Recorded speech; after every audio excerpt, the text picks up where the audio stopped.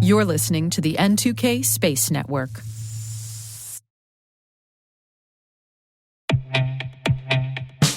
And now, a message from Black Cloak. Did you know the easiest way for cyber criminals to bypass your company's defenses is by targeting your executives and their families at home? Black Cloak's award-winning digital executive protection platform secures their personal devices, home networks, and connected lives. Because when executives are compromised at home, your company is at risk.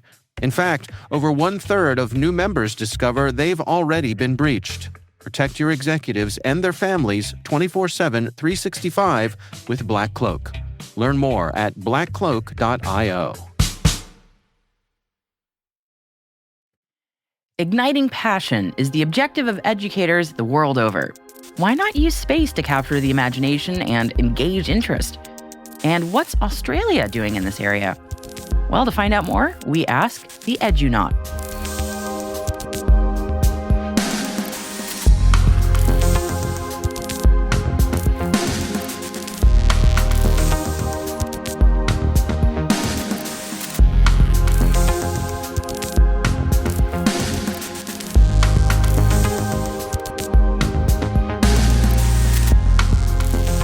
Welcome to T-Minus Deep Space from N2K Networks. I'm Maria Varmazes. Our guest today is Jonathan Nalder, better known as Jonathan the Edunaut. I'll let him explain what his title means. I guess I call myself Edunaut, Jonathan the Edunaut. And Edunaut, we're really talking sort of education combined, with the idea of, space, the space industry. That sort of, even just that bigger idea of combining is kind of where I come from. I have a background originally in the arts, so writing and theatre, poetry, that side of things, but I also always had a love of aerospace. And when I was a kid, if you asked me what did I want to be, I would have said a writer and a pilot. And so I, all my way even through into being a teacher and various other roles, that idea of combining, let's keep maybe the arts or the humanities might be a better term. What makes us tick as humans, what we value most as humans about each other, but also, aerospace and science and technology, those kind of things, combining them together. And I have got to do a bit of writing along the way, and also got a pilot's license. So at age of 18, I had a commercial pilot's license. And that Not was bad.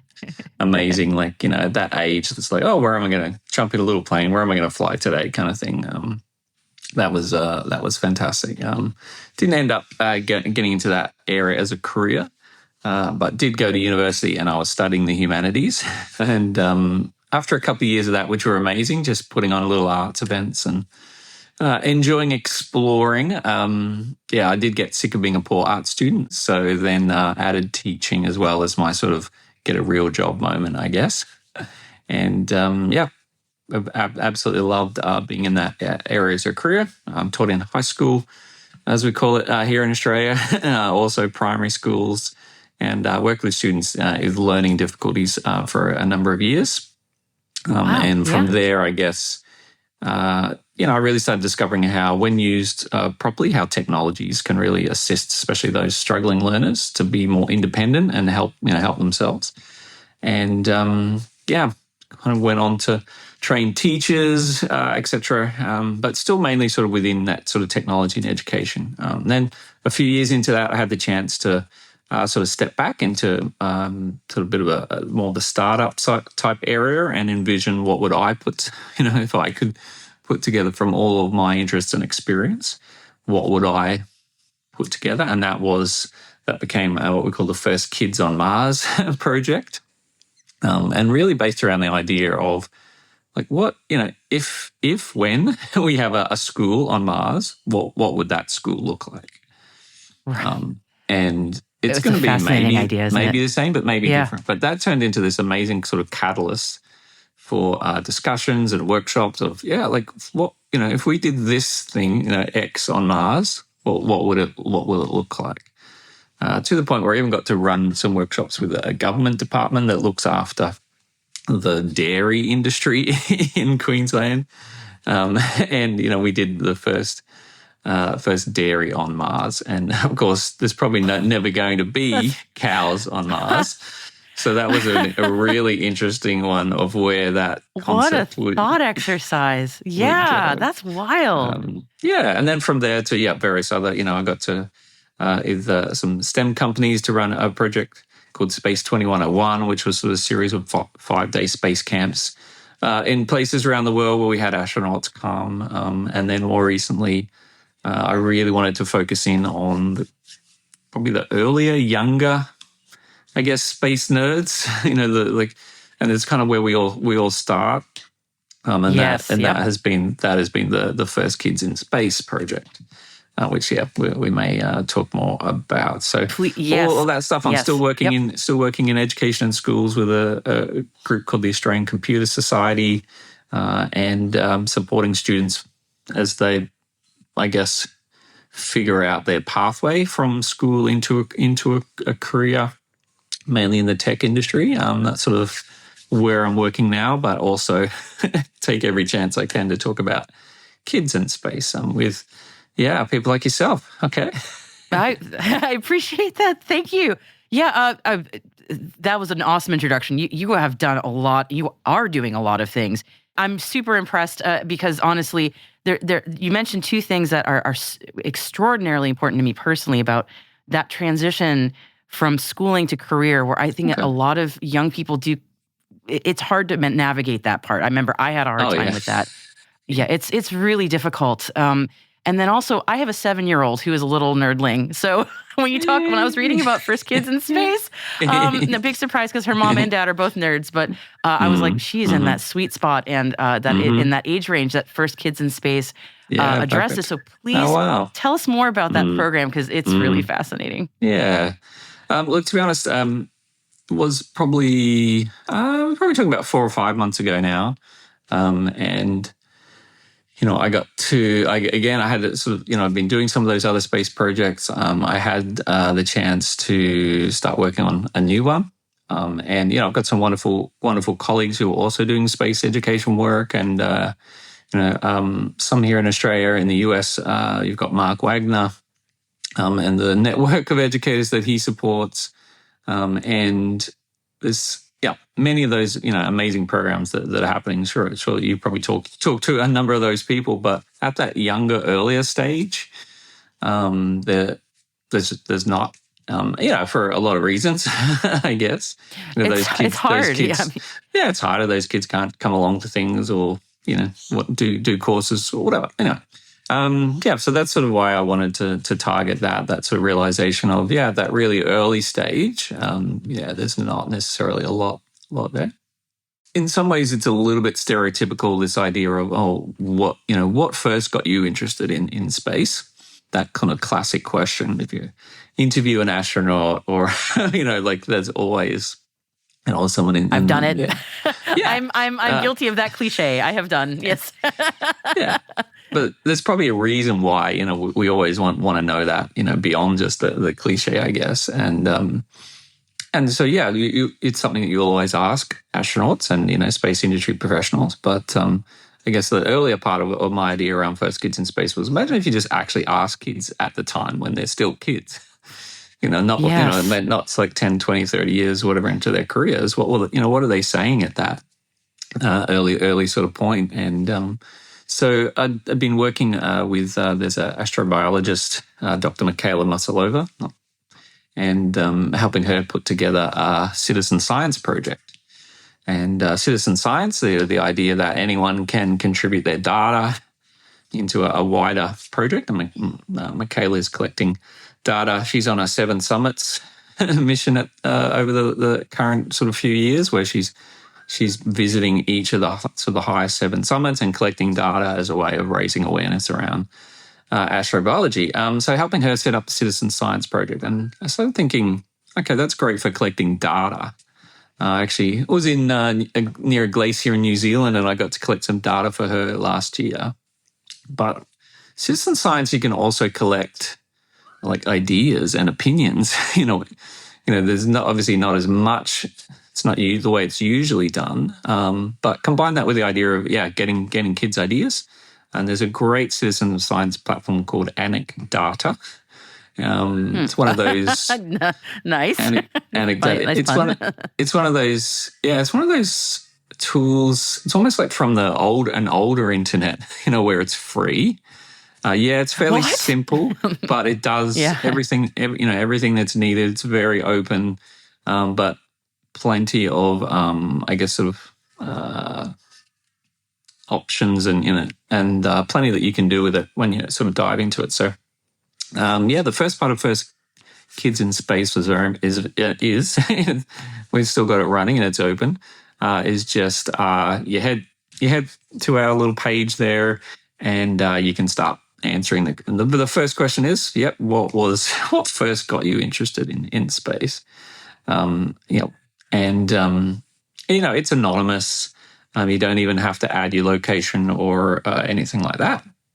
But asking about that and just kids' ideas. And we're talking by kids, I'm sort of talking, I'd love it if you had a parent, who was able to help, maybe from age 4 even, but it's probably more age 5, 6 realistically, and up to, only about age 12. So that earlier kind of phase. So really young. We've had students from, all over the world, quite a cohort from Sri Lanka, because there's a great ecological astronomy group there that I've got to talk to.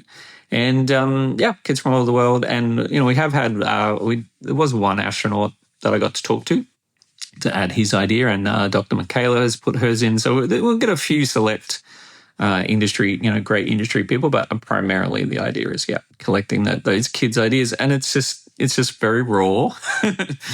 Say any favorites from those ideas? Because at that age, the ideas are... probably my favorite one, to be honest, is, again, a little bit kind of, cutesy, I guess, stereotypical, but it's just the kid whose dad took him outside to look at the stars regularly, and map out constellations and stuff. And that's probably my favorite one. And that there aren't actual lines in the sky. Okay. You have to use your imagination for that. That's the one I had to tell my daughter. She goes, where are the lines? You have to think about this, sweetie. Oh, great. Sounds like you've done that exact thing as well then with your daughter. Well, me being very, doing the job that I do, and both my husband and I are both very in the sciences, and just on a personal level and also professionally, it's our daughter. It's almost inevitable that she's surrounded by this. But I know in many cases for outreach programs like what you're working on, it's kids like my daughter are like, it's like they're all set. It's the kids where they maybe don't have parents who are as immersed in the sciences that we really also need to reach out to. And I love programs like what you're working on because it gives those kids a place and hear their feedback at that age. That's really fascinating. I love that. Yeah.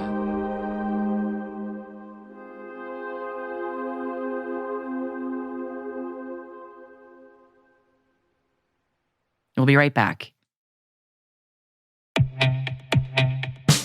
Your business needs AI solutions that are not only ambitious, but also practical and adaptable. That's where Domo's AI and data products platform comes in. With Domo, you can channel AI and data into innovative uses that deliver measurable impact.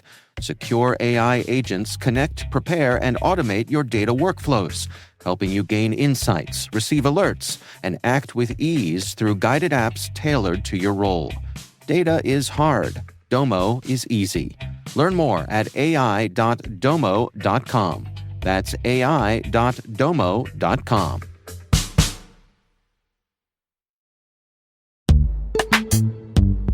Cyber threats are more sophisticated than ever. Passwords, they're outdated and can be cracked in a minute. Cyber criminals are intercepting SMS codes and bypassing authentication apps. While businesses invest in network security, they often overlook the front door, the login. Yubico believes the future is passwordless. YubiKeys offer unparalleled protection against phishing for individuals, SMBs, and enterprises. They deliver a fast, frictionless experience that users love. Yubico is offering N2K followers a limited buy one, get one offer. Visit yubico.com/N2K to unlock this deal. That's YUBICO.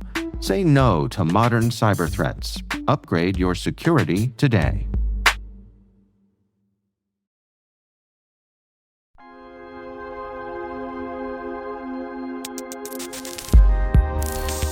And then we're also been asking them as part of that, what would you take to space? So there's a little bit sort of looking back, where did you first get your interest, et cetera. But then it's, what would you take? Obviously it's got to be sort of small. And I mean, that's fascinating to ask someone like an astronaut who actually did, has taken stuff to space. Asking a kid, what would you take? And it really kind of strikes, okay, we're talking about aerospace and space and, sort of pointing towards a career in that. But what's the little human corner of that you're gonna bring? And some kids will say something practical, toothbrush or a pocket knife or, those kind of practical things. And that reveals a little bit about them. Maybe they're a bit more, mission focused, organized type.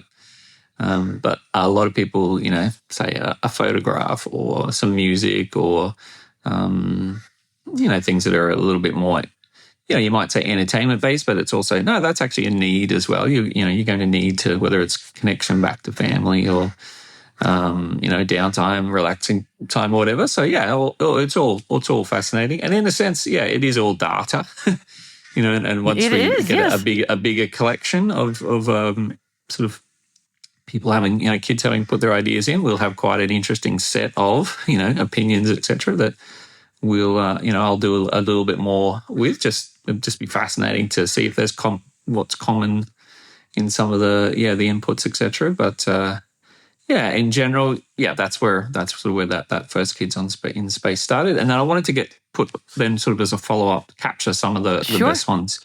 And so we put them on the First Kids in Space website, some of the comments, etc.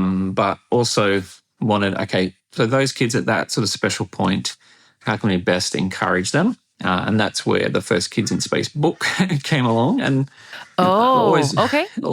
always wanted to put together a book to kind of capture what, like, kids at that in that kind of thing. What would they need to know to go to space?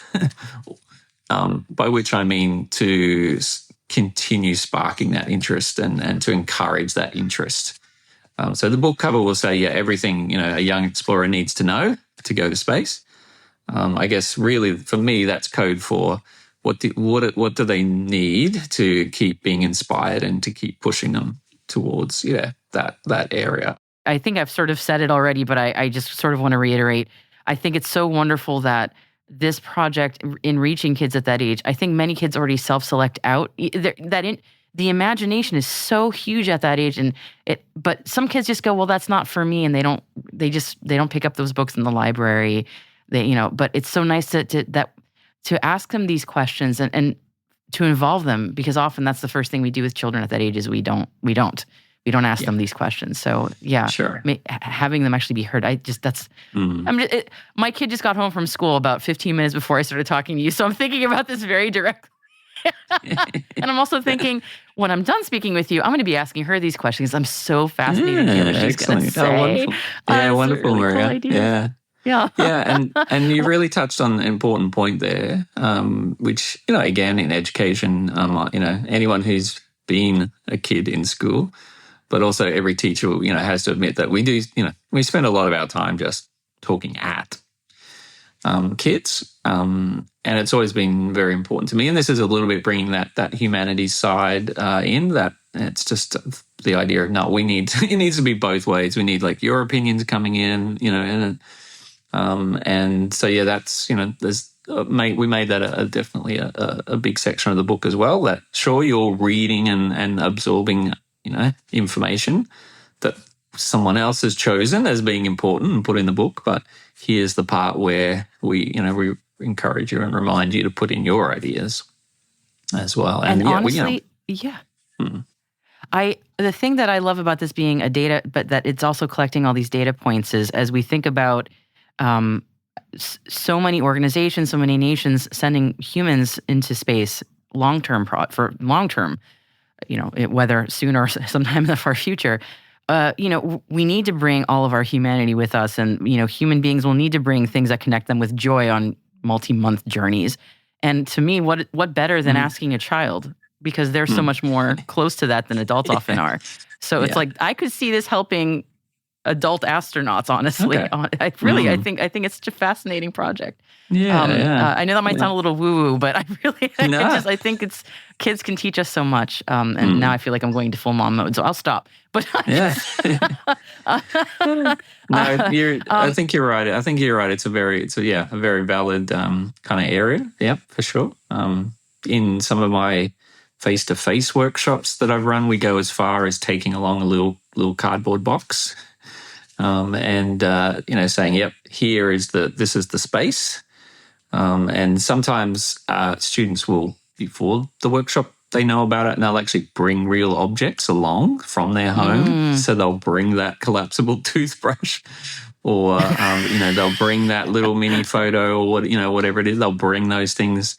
We'll put them in an actual box. The boxes go in a storage kind of container. It's part of the sort of role play in the workshop. And then during the workshop, at various points we'll randomly pull one of those boxes out, and the students can explain why they chose that particular thing, and was it a need for the mission, or was it a want? That kind of sort of explains more that side of thing. But no, I think that's a great insight, Maria, that, we've got plenty we can learn from the young kids. Their sort of, little innocent ideas are probably, revealing some aspects that maybe get missed by the adults in the bigger side of planning space missions. I guess from the mouth of babes is sort of, I guess, what I was getting at, right? Yeah.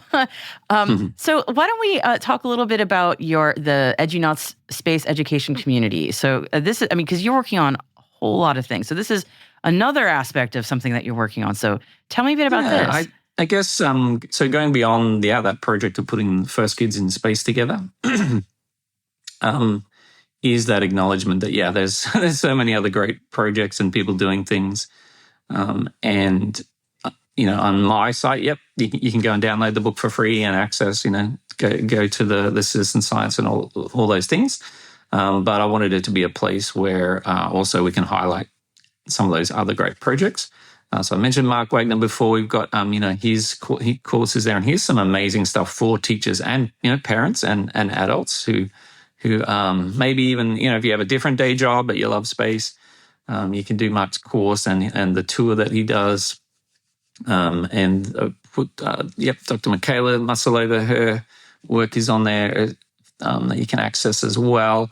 There's an amazing program at STEAM for Space where they will send out mission patches to, community groups and schools to spark discussion. And I really love that one because it's also very much that combination of humanities and space. It's the stories behind mission patches.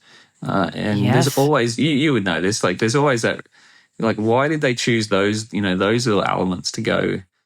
I love speaking to I've spoken to a few artists who do this, and it's, as an artist also, I love that because there's so much thought and deliberation that goes into this process, and it's still the hand of the artist, but the designs are so much more intricate than I think people realize. It is really fascinating. Yeah, a lot of hidden meaning, and but amazing way to appeal to maybe not your traditional STEM kids, and those kids who are maybe more, they're interested in story or art or design, who wouldn't necessarily see themselves with a career in the space industry. That's a program where it might spark something for those kids with a connection from those when those mission patches arrive, and they get to design their own as well, and kind of go from there. That sort of idea of the Edunaut community, that's just a way, I guess, to share and link with some of these other great projects that are happening. And then, it's amazing. as I can, I'll add more in there too.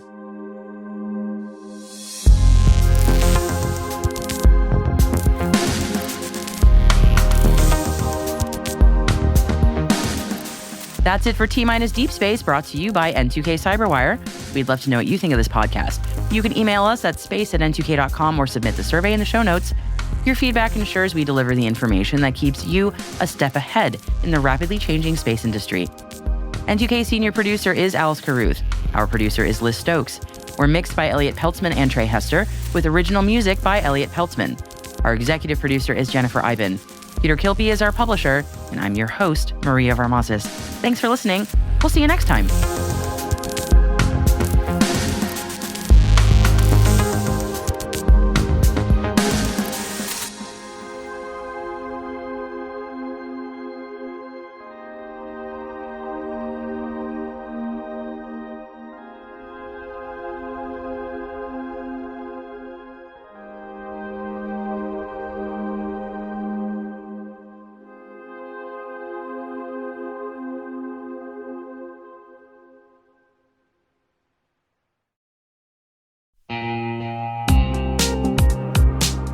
Cyber threats are evolving every second, and staying ahead is more than just a challenge, it's a necessity. That's why we're thrilled to partner with ThreatLocker, the cybersecurity solution trusted by businesses worldwide. ThreatLocker is a full suite of solutions designed to give you total control, stopping unauthorized applications, securing sensitive data, and ensuring your organization runs smoothly and securely. Visit threatlocker.com today to see how a default deny approach can keep your company safe and compliant.